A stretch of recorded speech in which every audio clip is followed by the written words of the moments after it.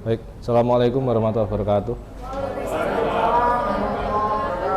Yang terhormat Bapak M. Suryanto SPD, yang kami hormati rekan-rekan Bapak Ibu Guru, peserta orientasi P3K tahun 2023. Izinkan saya untuk mempresentasikan, memaparkan laporan hasil orientasi pengenalan nilai etika instansi bagi P3K SMK Negeri 1 Balet, Provinsi Jawa Tengah. Sebelumnya, perkenalkan nama saya Catur Wahyu Wicaksono SP, tidak ada D-nya karena saya dari Fakultas Pertanian, ya, mengajar produktif. Saya mengampu mapel agribisnis tanaman atau agribisnis produksi tanaman di SMKN 1 Batelit. Jadi pertanian itu di SMK itu terbagi menjadi beberapa rumpun. Saya di rumpun budidayanya, karena ada di rumpun pengolahan. Ini visi Jawa Tengah, saya kira ini normatif sama dengan Bapak Ibu yang lain. Kemudian misi juga sama, saya kira kita semua di sini punya peran, utamanya di transformasi sosial, karena kita berkaitan dengan manusia, berkaitan dengan peserta didik. Kita membangun SDM, sehingga mungkin yang berkaitan dengan kita ini adalah yang pertama. Kemudian untuk rencana hasil kerja pimpinan yang saya intervensi, ya, ini adalah terkelolanya pelaksanaan pembelajaran yang berfokus pada implementasi KOSP. Kemudian RHK-nya terlaksananya pembelajaran melalui perencanaan perangkat mengacu KOSP. Saya kira juga normatif sama. Kemudian kuantitas, kualitas, waktu, kemudian outputnya di sini adalah rekap jurnal absensi mengajar, kemudian perangkat asesmen disesuaikan dengan kemampuan peserta didik, hasil rekaman asesmen, analisis ulangan harian atau analisis asesmen, kemudian remedial atau pengayaan peserta didik. Kemudian nilai-nilai berakhlak yang ada pada kegiatan ini, yaitu adalah berorientasi pelayanan, karena kita langsung bersentuhan dengan peserta didik, sehingga kita mengajar berarti kita melayani. Kemudian akuntabel dibuktikan dengan dokumen-dokumen yang transparan, bisa dilihat, bisa dibuktikan. Kemudian peserta orientasi melakukan rekapitulasi, menyusun daftar nilai tadi, berarti untuk nilai yang muncul di sini adalah akuntabel dan kompeten, karena kita sebagai guru kita harus bisa merumuskan hasil belajar siswa, kita evaluasi, kemudian nanti ada rencana tindak lanjut. Ini karena ini adalah bagian dari profesionalitas seorang guru. Barangkali ini sama normatif dengan rekan-rekan yang lain, tapi mungkin saya ingin memperdalam di bagian bukti dukung. Jadi bukti dukung, kebetulan saya di SMKN 1 Batelit, kita sudah menggunakan digitalisasi untuk perangkat KBM. Jadi mulai dari ini adalah form penilaian. Jadi Bapak Ibu Guru ketika akan melakukan penilaian, entah itu penilaian project, portofolio, atau mungkin penilaian yang lain, ini kita langsung menggunakan spreadsheet. Jadi ini adalah link yang nanti menghubungkan ke spreadsheet, sehingga nanti ketika pada waktunya asesmen seperti ini, ya, ada ASAS atau PSAS, nanti kita tinggal mencetak saja, karena ini sudah langsung terkoneksi datanya secara online. Kemudian di sini juga ada beberapa menu pilihan. Ini adalah presensi siswa, kemudian jurnal, kemudian rekapitulasi per guru, kemudian rekapitulasi per kelas, sehingga nanti Bapak Ibu Guru yang masuk ke kelas itu nanti akan kelihatan berapa persen masuk ke kelas, kemudian presentase kehadirannya di kelas itu seperti apa. Karena nanti di rekapitulasi per guru nanti akan muncul menu seperti ini. Jadi saya contoh niki, saya mengajar PKWU. Nah, ini saya masuk di kelas 11 ATP 1, ini 100%. Berarti saya masuk ke kelas ini tanpa bolos istilahnya, atau mungkin tidak hadir ke kelas. Karena niki semuanya datanya adalah yang mengisi adalah siswa. Jadi siswa guru masuk mengisi, kemudian terkonfirmasi ketika guru nanti keluar. Sehingga tidak bisa nanti guru masuk kemudian hanya meninggalkan tugas, nanti siswa di akhir tidak mengabsen, nanti tidak akan 100% seperti ini. sehingga semuanya sudah digital, support Android. Kalau iPhone sepertinya belum support, sepertinya belum bisa, sehingga HP-nya harus Android. Kemudian untuk presensi kehadiran siswa ini juga terkoneksi dengan ini, presensi siswa nanti tampilannya seperti ini. Kemudian untuk kegiatan pembelajaran yang terkait dengan terkelolanya kegiatan pembelajaran, kami di jurusan agribisnis tanaman sudah menggunakan pembelajaran full project. Jadi mulai dari awal, karena kita kaitannya dengan budidaya, kita ini sebagai contoh kemarin ini saya kemarin dengan anak-anak di fase F, ini kita projectnya adalah budidaya semangka. Jadi sehingga anak-anak mulai dari bulan Juli, Agustus sampai November kemarin sudah panen, ya. Ini adalah kegiatan yang mereka lakukan dalam satu rangkaian. Nah, sehingga Bapak Ibu guru di awal teknisnya nanti memberikan teori, membagi kelompok, SOP, pekerjaannya nanti seperti apa, kemudian nanti siswa melaksanakan secara mandiri dan berkelompok. Karena kalau tidak berkelompok lahannya kurang. Sehingga dengan kekurangan itu kita sikapi dengan adanya kelompok. Kemudian ini adalah LKPD atau lembar kerja siswa mulai dari awal sampai akhir. Ini semua harus mereka laksanakan secara mandiri. Karena kalau mereka tidak melaksanakan ini, pasti nanti akan terjadi kegagalan. Nah, sehingga nanti akan terlihat siswa yang melaksanakan SOP atau tidak nanti akan kelihatan di sini. Nah, ini sebagai contoh mawon, ya. Barangkali mungkin Bapak Ibu guru di SMA mungkin punya model pembelajaran yang lain. Tapi di SMK kebetulan kita dituntut untuk pembelajaran berbasis proyek. Termasuk seperti ini, anak-anak sudah persiapan. Jadi mereka membuat laporan, kemudian nanti di bulan Desember minggu pertama sampai kedua nanti mereka akan melakukan presentasi hasil semangkanya. Apakah gagal atau berhasil? Kalau gagal faktornya apa saja, kalau berhasil komentarnya seperti apa. Kemudian ini dokumentasi kegiatan proyek, ya. Ini sekitar bulan Oktober kalau tidak salah, ya. Ini kegiatan Oktober, jadi anak-anak ini kita bagi petak-petak Bapak Ibu, ya. Kita bagi petak-petak, anak-anak sudah ada kelompoknya, mereka melakukan kegiatan secara mandiri dengan tetap harus didampingi dengan Bapak Ibu guru. Jadi kami sebagai guru produktif ini posisinya seperti konsultan. Jadi mereka melaksanakan kegiatan seperti ini, nanti kalau ada yang tidak paham atau ada yang ditanyakan, nanti kita menjelaskan seperti ini. Karena ini kelas 12, gitu, sehingga mereka sudah pernah melakukan di kelas 11, sehingga mereka ini sudah agak lebih paham. Kemudian untuk penugasan penilaian, ini salah satu perangkat penilaian, kita menggunakan penugasan portofolio. Setiap kegiatan anak-anak harus membuat laporan. Jadi laporan ini mereka harus membuat laporan paling tidak dalam satu siklus budidaya ini ada 12 laporan yang harus mereka selesaikan. Nah, laporan ini nanti menjadi tiket untuk mereka presentasi sehingga bisa mendapatkan nilai untuk asesmen sumatif akhir semester. Terima kasih, barangkali itu yang bisa kami sampaikan. Mohon masukan dari Bapak Ibu guru atau mungkin ada yang ingin ditanyakan, monggo bisa ditanyakan. Ya, silakan.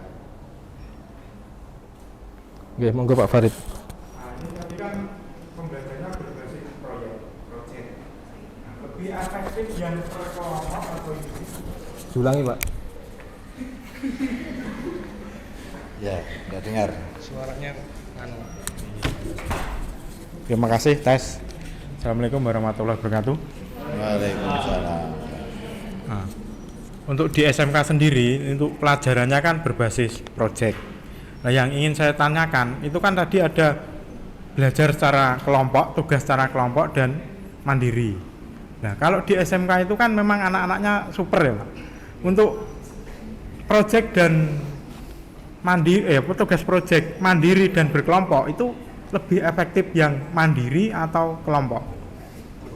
Oke, terima kasih. Ini yang kedua, masih ada lagi. Bentar. Ya, pertanyaan yang kedua, tadi kan sudah menggunakan spreadsheet. Nah, itu keunggulan dan kelemahannya apa menggunakan jurnal berbasis spreadsheet? Nah, itu sudah, terima kasih. Monggo dijawab.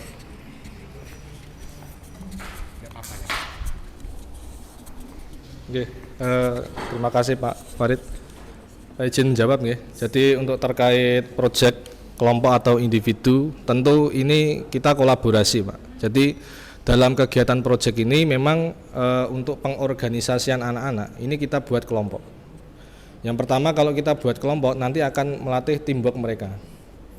Karena kalau di SMK kan dilatih budaya kerja juga nggih. Yang namanya bekerja nanti mereka seandainya di perusahaan ini harus punya pengalaman teamwork, sehingga kita buat kelompok salah satu tujuannya adalah untuk melatih kerja timnya. Kemudian untuk tugas individu tentu ini tanggung jawab akademis mereka masing-masing. Seperti tadi tugas laporan itu individu, Pak. Jadi setiap anak itu membuat laporan itu tadi, sehingga itu sebagai bukti untuk penilaian individu.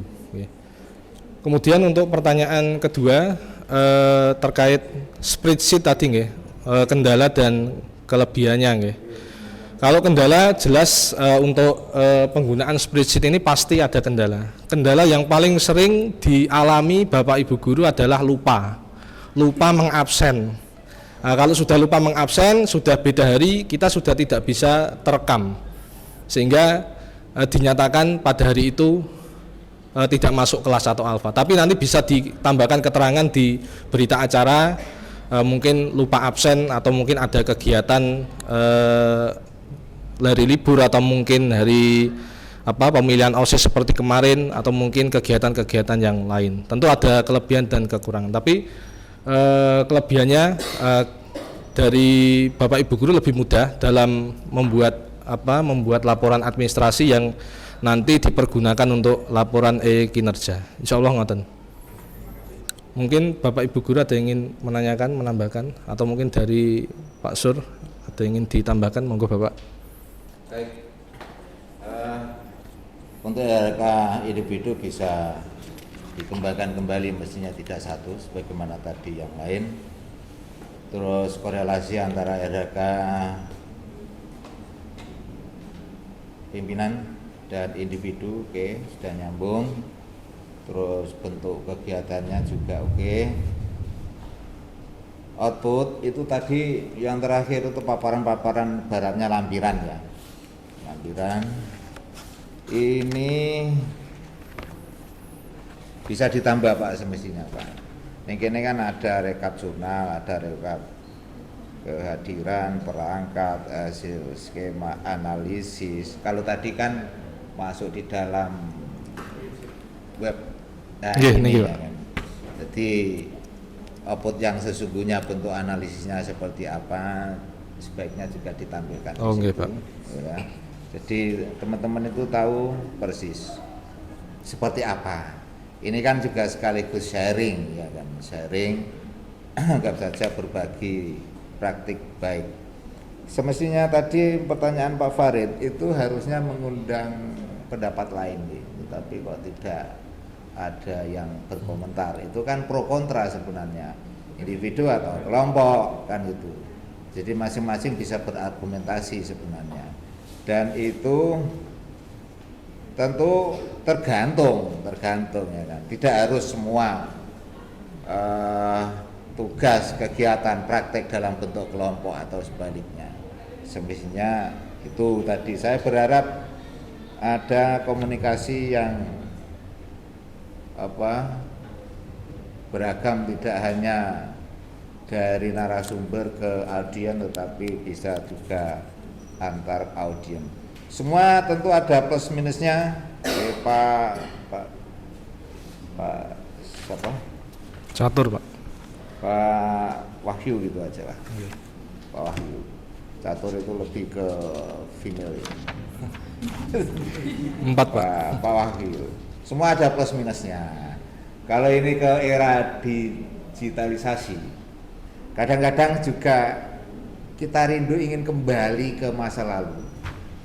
Karena tidak semua perkembangan di era digitalisasi ini itu sesuai dengan apa yang kita harap. Misal beberapa teman itu sekarang itu justru malah ingin kembali pelaksanaan ulangan ya, seperti PAS itu pakai paper test. Mengapa?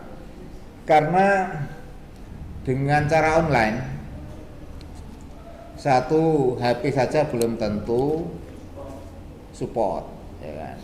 Terus ya kecil, sulit dibaca. Kemungkinan untuk melakukan tindakan curang, besar sekali, besar sekali. Anak sekarang itu pintar-pintar sekali. Sini itu sudah diatur dan saya rasa untuk aplikasi yang dikembangkan teman-teman di sini itu sudah insya Allah lebih baik dari sekolah yang lain, khususnya SMA loh Pak, ora SMK. SMK kan wis anjen iku mau murid-murid yang luar biasa kan. Tetapi kenyataannya selalu ada kekurangan. Anak itu seolah-olah itu lebih pandai, lebih cepat untuk melakukan tindakan curang daripada persiapan yang dilakukan oleh tim di aplikasi itu. Wes ngatur piye jebolono yang lain, ngatur ini gitu. Ya. Di sisi lain juga mungkin jaringan belum tentu selalu dalam kondisi oke. Mungkin pengaruh apapun. Nyatanya selama ini yang kami lakukan dengan berbagai perubahan, pengembangan ya masih ada. Kadang itu ya ada broker hacker. Dari hacker merusak jaringan itu semacam-macam itu. Ternyata pikir-pikir cuma begini, semua plus minus kembali ke paper test. Ya ini sih rada ironis sebenarnya, teman-teman ini wah ini koreksi nih kangelan lah, ini sebenarnya tidak pas ini. Kalau kita dulu apapun melakukan itu buat koreksi multiple choice maupun pakai IC ya baik, ya tenang-tenang saja gitu ya. Ya tergantung kita apa yang kita inginkan sebenarnya. Kita butuh kualitas atau butuh formalitas pekerjaan selesai kan begitu. Dan dengan paper test, Bapak Ibu guru itu seperti lebih dihargai untuk sebagai pengawas. Tapi plus minus itu. Ya, coba yang pertampilan berikutnya ini ada saling berargumentasi. Saya rasa itu Pak cukup. Oke. Oke, matur nuwun Pak Sur atas masukannya nanti menjadi bahan evaluasi untuk kedepannya. Oke, matur nuwun Bapak Ibu, demikian yang bisa kami paparkan. Banyak tutur kata yang kurang berkenan, saya mohon maaf yang sebesar-besarnya. Assalamualaikum warahmatullahi wabarakatuh.